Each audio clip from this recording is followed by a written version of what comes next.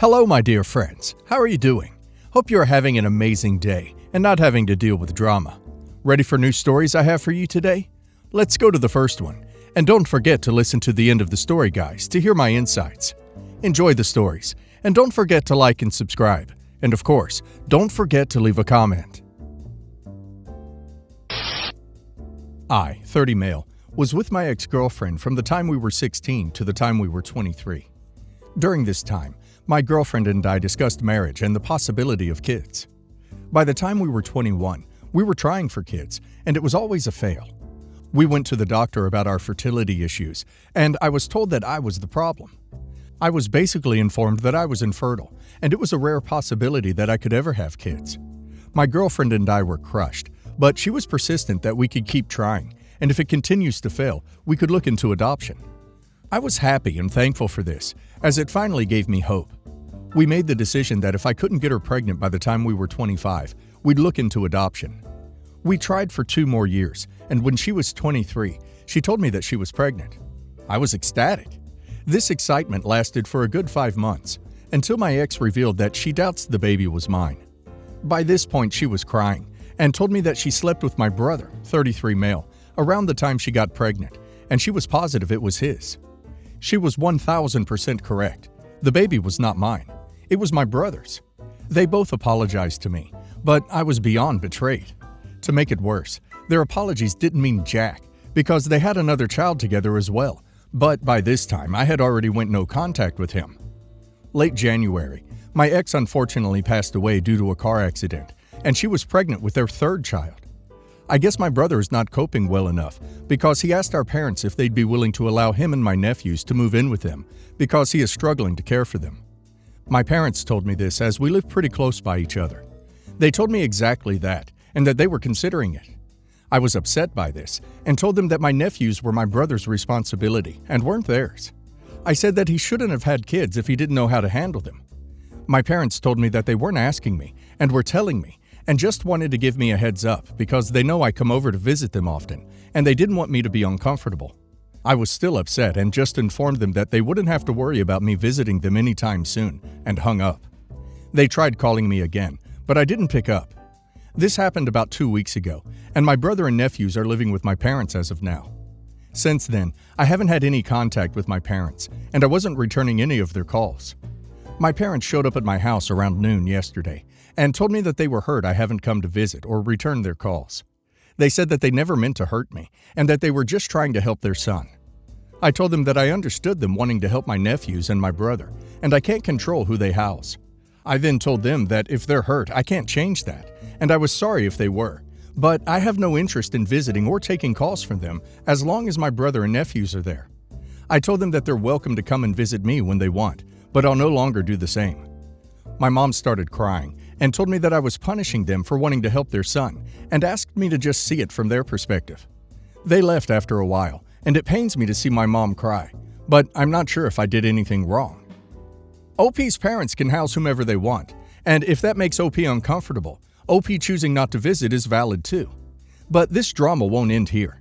I think OP's parents will expect OP to make amends with his brother and nephews during holidays, and blame OP for not forgiving. While the kids are innocent, it is understandable to not want to be in their lives, considering how they came up. And now let's hear the community's opinion. WLFWRTR says, "Not the a-hole. Your parents need to understand that your ex-brother betrayed you in a way that can never be forgotten. His children are a reminder of that betrayal. You haven't asked them to not help the children, but you don't want to hear them in the background of each call. You don't want to hear about them. They can do whatever they want to in their own house, but that doesn't give them the right to ask you to be a part of it." Ghost of Tommyknocker says, "Not the a-hole. Your mother didn't listen to a word you said. That's why she claimed you weren't seeing things from her perspective. You point blank told them you understand their need to help their son, and that you have no right to stop them. You then offered a compromise. You'll accept your parents visiting you, but you won't visit them. You've done what you can to maintain your boundaries over your brother, while accepting that they have the right to help their child, and you've offered a method by which they can retain contact with you.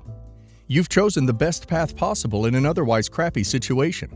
It's now up to your mother to actually listen to what you said and see things from your perspective, instead of pretending you're the problem." Caddy Drunk Drama 2006 says, "Not the a-hole.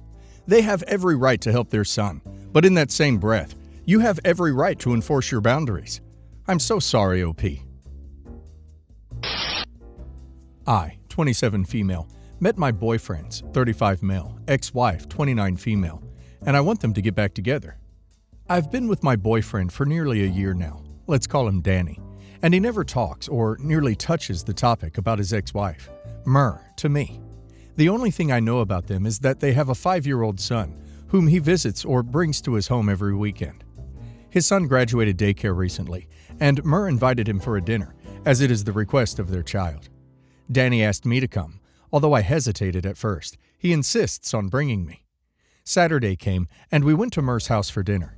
I expected her to be a bee to me, but she welcomed us warmly. She's casual and very polite, and even introduced me to their child. Her house is very welcoming, clean, and smells fragrant. It's home.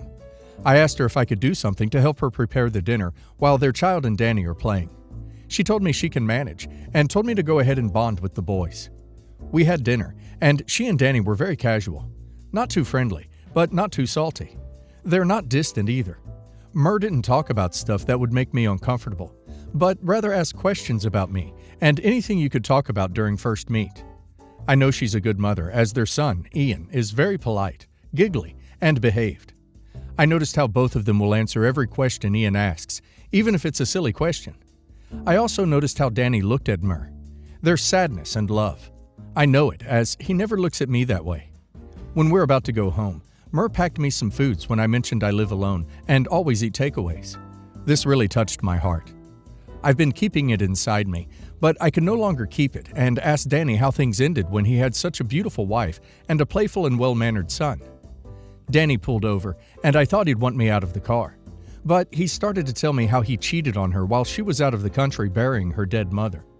The girl he slept with happened to be a mutual friend and secretly filmed them having S and sent it to Myrrh. When Myrrh went home, she calmly told Danny she knew and slept in Ian's room. He didn't hear a word from her, a single cuss, or anything hurtful. She just flatly said, "Serve the divorce papers and I'll sign it. Just make sure I have sole custody and you have visitation days."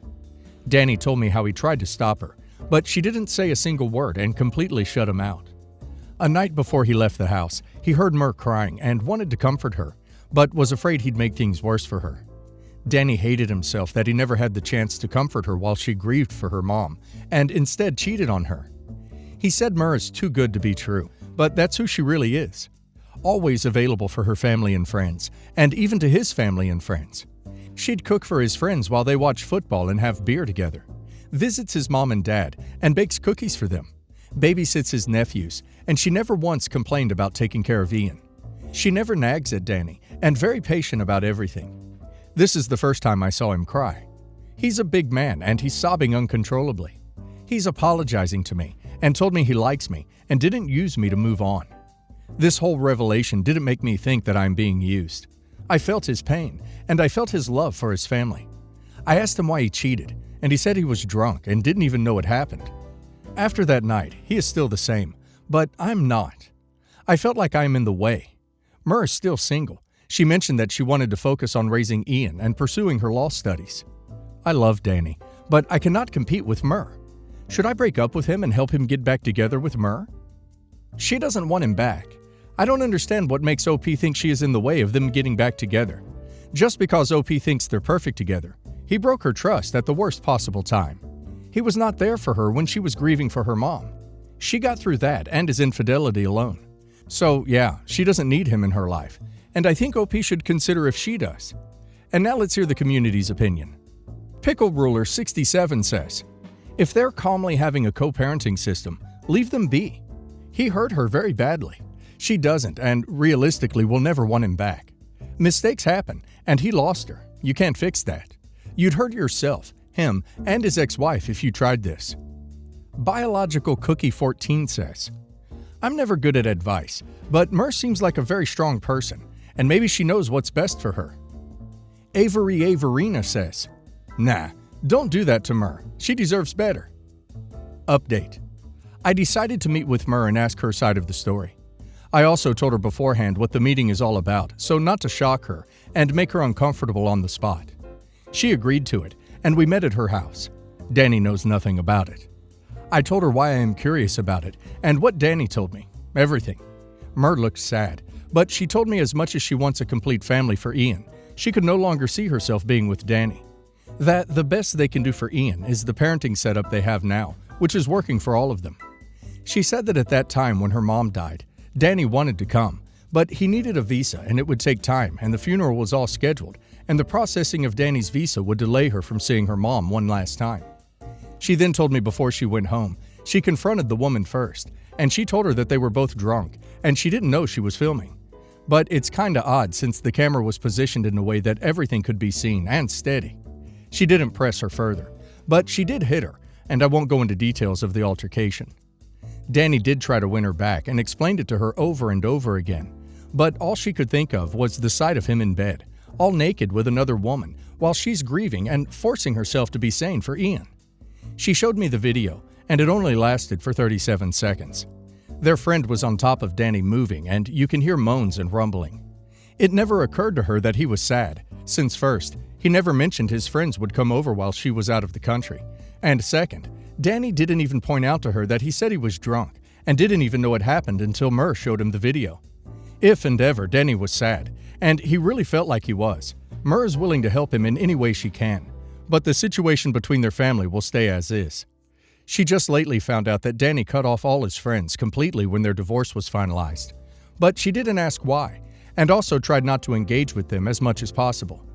Now, we both think that it has something to do with what happened that night, and there is more to it than what Danny has told us. She said she's moved on, and maybe Danny too, and they just wanted to be there completely for Ian while he's growing up, and there's no sense for them to go back to that time and try to change the outcome of their decisions when everything turned out fine. She told me that Danny introducing me to her and Ian just means he loves me and is really moving forward and doesn't mean something else. She said that their relationship was far from perfect, but they managed to get as far as bringing Ian into this world because they worked things out the best they could. Sure, they had problems financially, emotionally, or as petty as Danny not putting his socks in the laundry basket, or her not getting ready on time. But Danny cheating was something she didn't see coming. She didn't know how to react or confront the situation, aside from ending it right there and then. She asked me if she can talk to Danny in private because Danny might still be thinking that she hates him and still living with the guilt of hurting her in the worst way possible. Maybe all they need is good closure, complete forgiveness. She assured me that Danny is a good man, and what happened to their relationship should not define Danny for who he is, and it was a phase in their lives that should be left in the past where it belongs. She said that it was her own choice to stay single, to focus on raising Ian, and doesn't mean she's still stuck on her feelings for Danny like what most people perceive it. I asked her if it's a good idea to suggest therapy to Danny, and she told me she'll give anything she can to help if Danny agrees to it, and also told me not to force the idea if Danny said no the first time I asked. We both concluded that Danny is bottling something inside him that none of us knew. Regarding their mutual friend, she jokingly said that B got away with murder, referring to what she did to them. She said that the last news she had of her was that the mutual friend was no longer in town, and she couldn't care less about her whereabouts. It was wrong of me to think that they should be back together, not considering Mer's pain and things she needed to do to heal. I apologized to her for making her relive this painful memory, but she told me that it's a small price to pay if it means someone else's peace of mind. You might be weirded out by my decision to stay with Danny, but Mer is right. What happened to them was painful, but there's nothing I or them can do about it now, and Danny is working on himself. I never once doubted his sincerity with me. If all else fails, then joke's on me, but I love the guy enough to give our relationship a try. I will try to talk to him and help him heal too. I agree that I should not compare myself with her. She is indeed an amazing woman we all aspire to be, and deserves the best life has to offer for her and Ian. I, 54 female, have 3 kids. 2 sons and a daughter. I have an amazing relationship with all of them, and I'm very proud of them. My daughter Catherine, 24 female, is the youngest of her siblings. She's always been extremely smart. She succeeded in whatever she tried to do during her entire life, and is now on an excellent path for her future and career. However, her emotional intelligence is a bit behind her other skills. Catherine started dating a girl, Haley, 25 female, about 2 years ago. The moment she brought her home, I could tell that Haley was a materialistic person, unlike Catherine, and was after her own gain. Catherine is very kind and sentimental. She values the deeper sense of belonging and family more than anything else, and Haley was quite the opposite. So I warned Catherine then, but she shut me down. I never mentioned it again during the past 2 years. Turns out, I was right. Catherine came home for a brief visit and said that she had broken up with Haley because all she could see was material. She was understandably heartbroken. I told her I could see this moment clear as day the first time I saw Haley, and that it would hurt less with time. Catherine told me I was being insensitive by using this moment to tell her I'd told her so.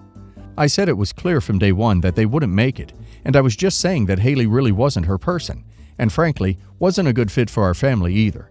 She acted cold towards me and hasn't called me this week, which is weird because no matter what, she calls me once a week. Was I an a-hole about this? You're the a-hole. Your daughter did not need an "I told you so" in that moment.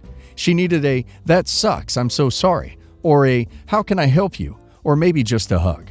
You turned it into a moment for you to be in the right rather than comfort your child who had just ended a relationship. Great job. Unfortunately, we shouldn't badmouth our loved ones' ex-partners. They fell in love with this person for a reason. Saying "I told you so" doesn't make them feel better, but makes us feel better. All you can do is be as supportive as possible, not make judgment against Haley. You're the a-hole. Why kick someone when they are down? I don't think you have quite the great relationship you think you do. Your daughter never confided in you about her relationship problems, and it sounds like you heard well after the fact about the breakup. Maybe take a step back and ask yourself why.